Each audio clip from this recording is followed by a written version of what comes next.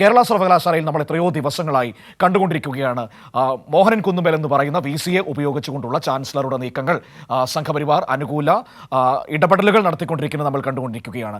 ഒരു സിൻഡിക്കേറ്റ് യോഗം വിളിച്ചു ചേർക്കാൻ പോലും അവിടെ VC തയ്യാറാകാതെ നിൽക്കുന്ന ഒരു സാഹചര്യം നമുക്ക് കാണാൻ കഴിയുന്നുണ്ട്. അതിൻ്റെ കാരണം എന്താണ്?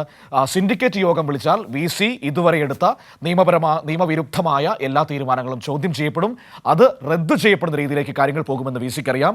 അത് ഭയന്നാണ് നേരത്തെ ഉന്നത വിദ്യാഭ്യാസ മന്ത്രിക്ക് ഉറപ്പ് നൽകിയിട്ടും സിൻഡിക്കേറ്റ് യോഗം വിളിക്കാൻ VC തയ്യാറാകാതിരിക്കുന്നത്. കേരള ഹൈക്കോടതിയുടെ ഉത്തരവുണ്ട് 2 മാസത്തിൽ ഒരിക്കൽ സിൻഡിക്കേറ്റ് യോഗം വിളിക്കണമെന്നത്. ആ ഉത്തരവിനെ പോലും ലംഘിച്ചുകൊണ്ടാണ് കേരള VC-ആയ ഡോക്ടർ മോഹനൻ കുന്നുമേൽ മുന്നോട്ട് പോയിക്കൊണ്ടിരിക്കുന്നത്. ഇപ്പോൾ ഇതിനെതിരെ നിയമ നടപടിക്ക് കേരള സർവകലാശാല സിൻഡിക്കേറ്റ് ഒരുങ്ങുന്നു എന്നതാണ് ഏറ്റവും പ്രധാനപ്പെട്ട കാര്യം. അവർ ഹൈക്കോടതിയിലേക്ക് പോവുകയാണ് VC-യുടെ ഈ നിയമവിരുദ്ധമായ നടപടികൾ ചോദ്യം ചെയ്യാനായി. ഷീജ തിരുവനന്തപുരത്ത് എന്നോടൊപ്പം ചേരുകയാണ് ഈ വാർത്തയുടെ വിവരങ്ങൾ നൽകാനായി. ഷീജ, 2 മാസത്തിലൊരിക്കൽ കേരള സർവകലാശാലയുടെ സിൻഡിക്കേറ്റ് ചേരണം എന്നതാണ് ഹൈക്കോടതിയുടെ നിർദ്ദേശം, എന്നതാണ് നിയമം. പക്ഷേ ഇത് നിലവിൽ ലംഘിക്കപ്പെടുകയാണോ?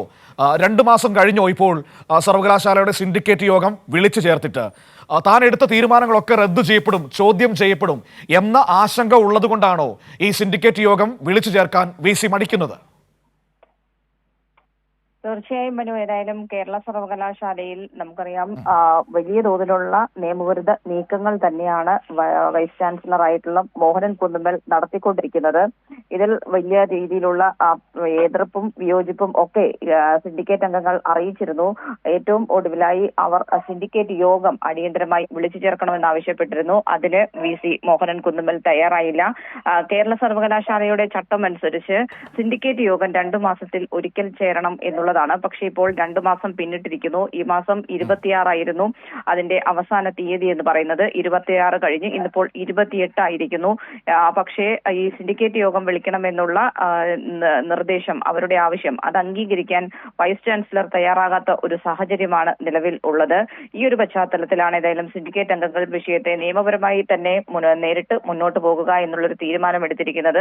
ഇതിനു മുൻപും, അതായത് കഴിഞ്ഞ തവണയും സിൻഡിക്കേറ്റ് യോഗം വിളിക്കണമെന്ന് ആവശ്യപ്പെട്ടുകൊണ്ട് സിൻഡിക്കേറ്റ് അംഗങ്ങൾ മുന്നോട്ട് വന്നപ്പോൾ അത് അംഗീകരിക്കാത്ത VC-യുടെ നിലപാടാണ് നമ്മൾ കണ്ടത്. തുടർന്നും അവർ നിയമപോരാട്ടം നടത്തിയാണ് സിൻഡിക്കേറ്റ് യോഗം ചേർന്നത്. അത്തരത്തിലല്ല ഒരു സർവകലാശാല പ്രവർത്തിക്കേണ്ടത് എന്നിരിക്കെയാണ് വീണ്ടും അതിന് സമാനമായ രീതിയിലുള്ള നടപടി VC-യുടെ ഭാഗത്ത് നിന്നും ഉണ്ടായത്. ഈ ഒരു പശ്ചാത്തലത്തിലാണ് ഏതായാലും വിഷയത്തെ നിയമപരമായി തന്നെ നേരിട്ടുകൊണ്ട് മുന്നോട്ട് പോകുക എന്നുള്ളൊരു തീരുമാനം അത് സിൻഡിക്കേറ്റ് അംഗങ്ങൾ എടുത്തിരിക്കുന്നത്. അതിന്റെ അടിസ്ഥാനത്തിൽ ഹൈക്കോടതിയെ ഉടൻ തന്നെ സമീപിക്കാനാണ് നിലവിലിപ്പോൾ സിൻഡിക്കേറ്റ് തീരുമാനിച്ചിരിക്കുന്നത്. മനു.